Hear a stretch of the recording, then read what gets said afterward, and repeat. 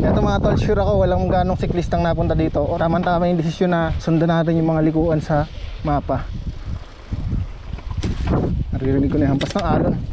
Solo flight yata ako dito mga tol. Oh, amazing. Right.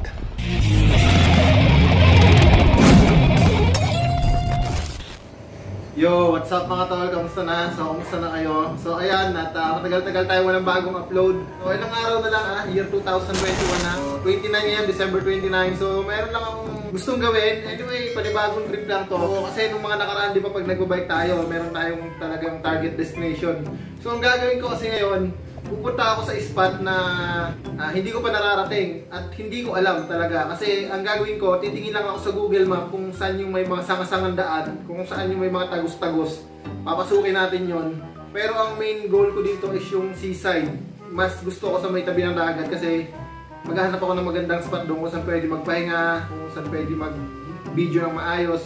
Titingnan natin kung saan tayo mapupunta. Ang magiging guide lang natin dito yung Google Map. Mag-aalas 2 pa lang. Gano'n natin. Hindi kasama to ha. So yan, nilagyan ko lang ng carrier yung bike ko. Ayan, may carrier siya. Tapos dito mayroong ilang gamit na kailangan natin. Ang wala pa kasi ako yung lutuan. So hindi naman tayo mag-overnight. Ang plano ko talaga this coming 2021, more adventure gamit yung bisikleta. So ang mangyayari niyan is bike packing. Not overnight camping, solo camping o kung may gustong sumama ganun. Pero hindi tent yung dala ko, duyan lang. Tapos may lutuan at kung ano-ano pa. Anyway, shoutout nga pala sa lahat ng tropa ko dyan na mahilig din sa magbisikleta. So sa mapa, kung makikita nyo, pag tinignan nyo sa satellite, yung mga daan dito, yan, mga ganyan. Ewan ko kung na-appreciate yung sa camera. May mga daan-daan dyan na nakaturo papuntang dagat pero walang pangalan. So tawid muna tayo doon sa may malaking ilog dito. Then after nun, doon tayo mag-suk-suk-suk sa mga likuan kung saan papunta. So tara na mga tol. Kabit natin yung cellphone dito. Let's go.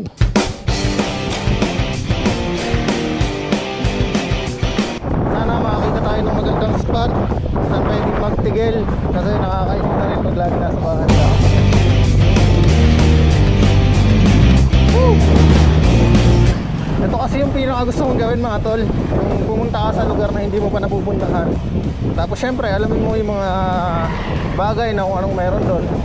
Ang destination lang natin kung saan tayo dalhin ang gulong ng bisikleta natin. Saka kung anong makita kong daan dito sa mapa sa cellphone ko. So di ba kung napapansin nyo ang init kasi tanghalin tapat ngayon. Sobrang tagal kong ma-stuck sa bahay. Parang pakiramdam ko ang hina yung katawan ko. Kaya goal na rin natin ngayong darating na 2021 mas maging active lifestyle ganun. Sobrang daming nangyari itong 2020, mga negatibo ganun. Pero syempre mga tol, pasalamat pa rin tayo doon sa mga positive na nangyari sa buhay natin. Yan.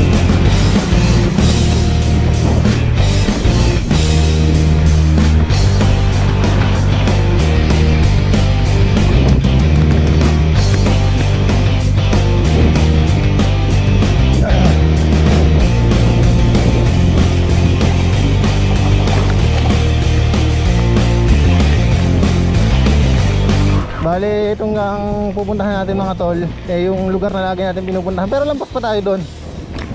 Itong ginagawa natin na ito mga tol, gagawin na natin palagi ito. Parang ito na rin yung magiging warm up natin para doon sa pinaplano na namin. Plano pa lang naman, pero may pinaplano kasi kaming Mindoro Loop.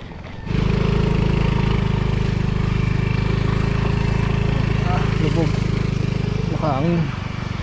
Bagong tambak yung buhangin dito. Yung Mindoro Loop nga pala, plano pa lang yon this coming year.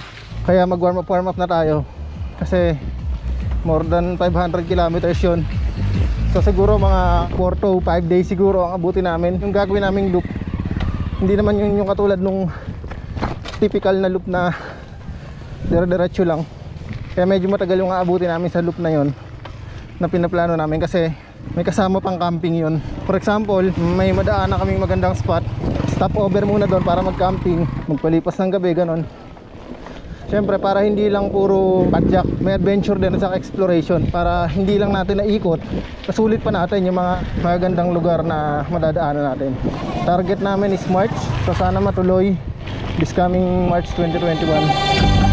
Broken out the pieces I've been shaping lately. Focused on the things that didn't make no sense. So sa mga legit dyan, saan mula nung nag-start ako mag-YouTube, salamat kung nandirito pa kayo sa channel ko.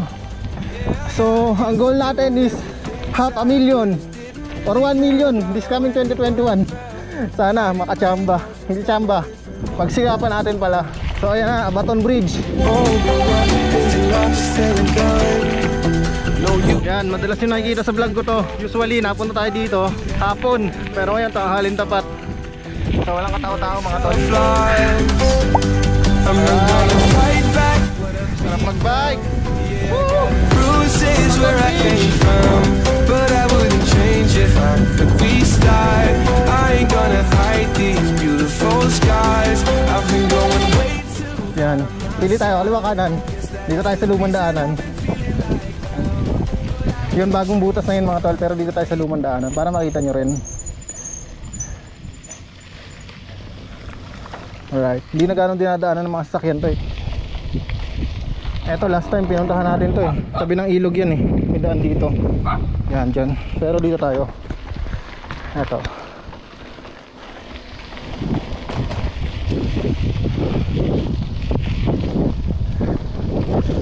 Oh, yan. Simentado na ulit mga tol. So ngayon, hindi ko na alam yung mga likuan dito. Kaya ang gagawin natin, tingin tayo sa Google Map. Ito kasing side na ito mga tol, kung dito dagat yan eh. Kaso hindi ko alam yung likuan. Pero dito sa cellphone kasi, yan, maya maya konti, paglampas nito may likuan na dyan eh. Hindi ko lang alam kung saan. Banda ron pa. Ah, ito. Yan, ito diretso kasi to. So itong likod daanan na to. Hindi ko alam kung private property to. Pero liko tayo. Nasa Google Map eh. Tingnan tayo dito. Pero dito sa mapa kasi, mayroon siyang community sa dulo ng daan na to. Parang may mga bahayan siya. Makikita naman yun eh dito sa satellite. Diretso lang tayo. Layo pa. Mga tol, hindi ko lang alam kung dinadaanan pa to ng mga siklista. Parang wala naman nagagawi dito. Hindi ko lang alam. So kung may siklistang nagawin na dito sa lugar na to, comment down nga mga tol. So makikita dito sa cellphone, meron pa tayong lilikuan sa gawing kaliwa para mapunta sa may digilid ng dagat. Pero hindi ko alam kung saan yun. Diretso lang tayo. Probinsyang probinsya mga tol. Hopefully yung mapuntahan natin kaya maraming puno para masilungan. Private property yata.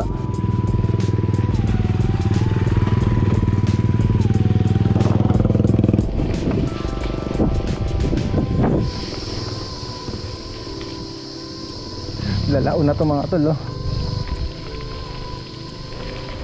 Diretso ba? Gusto tayo. Baka dito. Dito nga. Tingnan natin. Meron ditong daan. Punta sa dagat.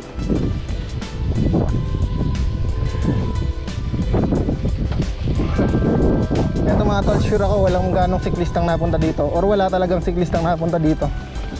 Tama-tama yung desisyon na sundan natin yung mga likuan sa mapa. Naririnig ko na yung hampas ng alon. Solo flight yata ako dito mga tol. Oh, amazing. Right.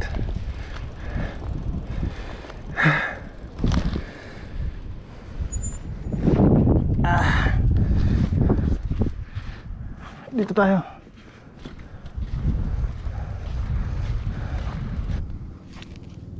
So ayan mga tol. So kagaya nung nakita natin doon sa Google Map, bali sinundan ko lang yung bakas ng mga liku-liko na daan galing doon sa pinaka highway. Dito ako napadpad. Oh. Walang katao-tao, napakalawak. Pati yung buhangin, napakababaw doon sa dulo. Di ko alam kung may mga pumupunta pa dito madalas. Lawak.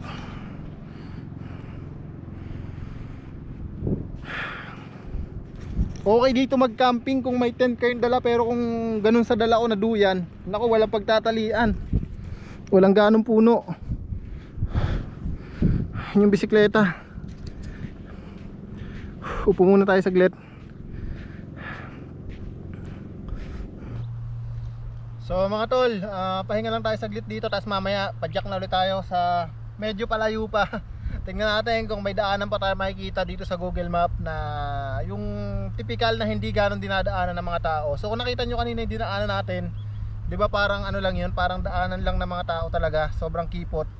So sa makatuwid, hindi to ganon pinupuntahan ng tao, kasi kung makikita nyo rin naman, walang ganong puno, puro matataas na damo lang.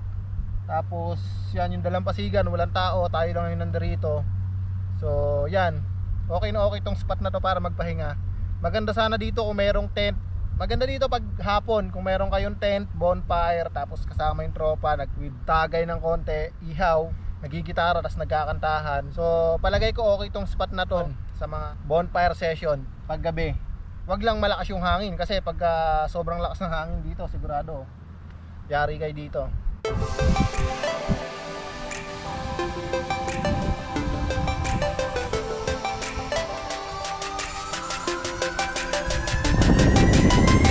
So mga tol, bago tayo umalis dito sa spot na to, since maaga pa naman, marami pa tayong pwedeng puntahan, punta muna tayo doon sa may dulo para makita nyo rin kung gaano kababaw yung dagat dito sa side na to. So yun yung bisikleta ko mga tol. Din dito tayo dumaan sa gitna ng damuhan. Ayan, ito yung itsura ng lugar. Malayo na siya sa tabi, pero ang babaw niya. Ang maganda sana dito mag-camping-camping. Ang problema lang, walang ganong puno dito sa side na to. Ayan, Batangas.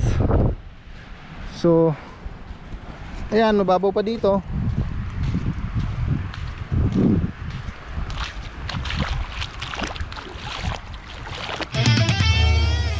Alis na tayo mga tol.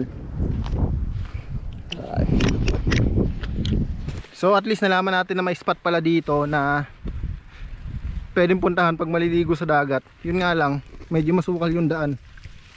Kung 4 wheels yung dala nyo, hindi kayo makapunta dito.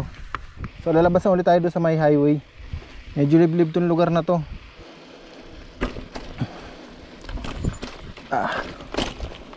Alright, back to basic na tayo.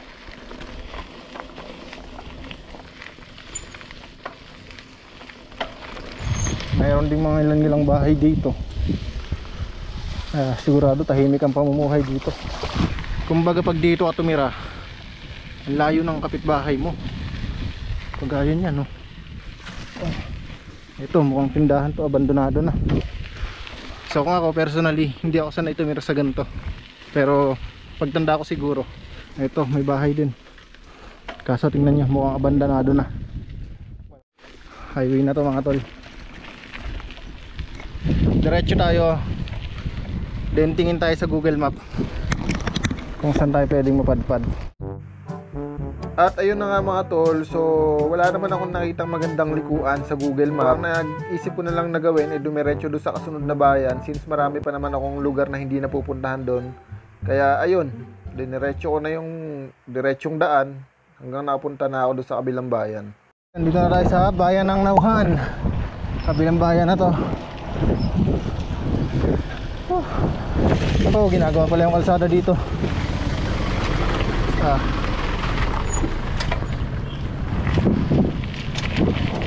Malubak mga tol.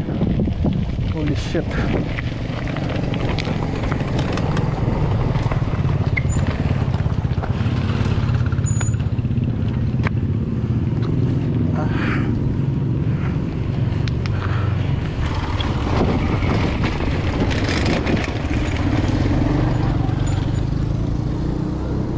Alright, dito na tayo sa pinakasentro ng bayan ng Nauhan. Hanapin natin yung daanan, yung papunta sa may seaside ng bayan na to. May mga bahay dito mga tol, kagaya niyan, no? Yung luman-luma yung struktura. Siyempre medyo na-renovate na rin kasi katagalan kasi nasisira. Pero ang daming bahay dito na talagang antigo. Sa palagay ko ito yung daan pupuntang dagat. I'm on my own, broken and alone. I feel the rain crashing down all around this empty town. I'm searching for the lost and found.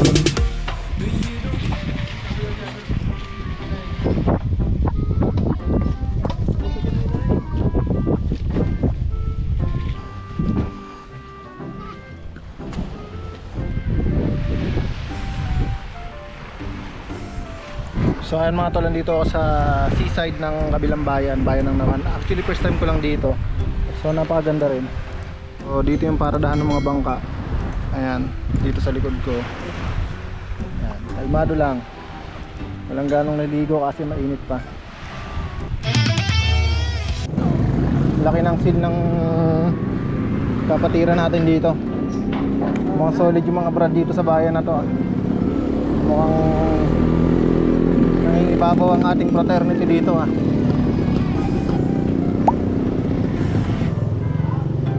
Op. Ngayon kaya mami? Pares boss. Magano? Parang kasama ng kanin. Ayun nga, isa nga. Alright. Yun. Kaya muna tayong pares. Pares. Yo mga tol, ayan pares dito sa Nauhan. May buya sa may ano kaya? Plaza no? Plaza ng Nauhan. So pag napadaan kayo dito pwede kayo magpares. 10 piso lang tayo. Titin po. Ayan. Solve na tayo mga tol. Picture lang tayo ng bisikleta dito. Landmark ng Nauhan. Yo, ayan mga tol, nandito na tayo sa may Nautical Highway. Ayan, so 7-Eleven na rin dito. Eto, papunta tong south. Dito na tayo, pabalik na tayo sa Calapan. Hindi ko alam, more than 20 kilometers yata. Less than 30. So ayan, may 7-Eleven na rin dito. Bukod doon sa pinaka-sentro ng Nauhan, doon sa bayan na pinanggalingan natin kanina, pinagkainan natin ng mami. Isa rin to sa pinaka-maraming commercial area dito sa bayan nila, bayan ng Nauhan. Kasi tabi nga ng Nautical Highway. Padjak na tayo, Nautical Highway. Ingat lang tayo konti kasi malalaki sasakyan na daan dito eh. Ito yung main road ng mga bumabiyahe papuntang north at south.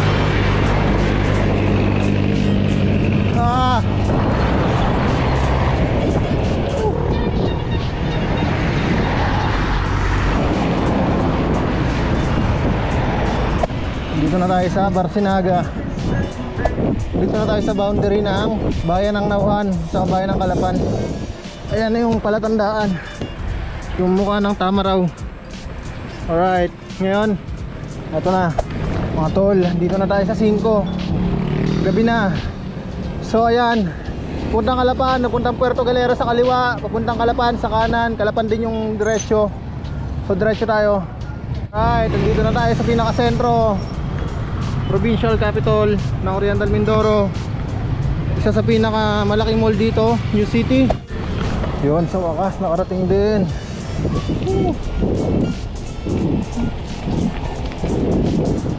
Nakarating din.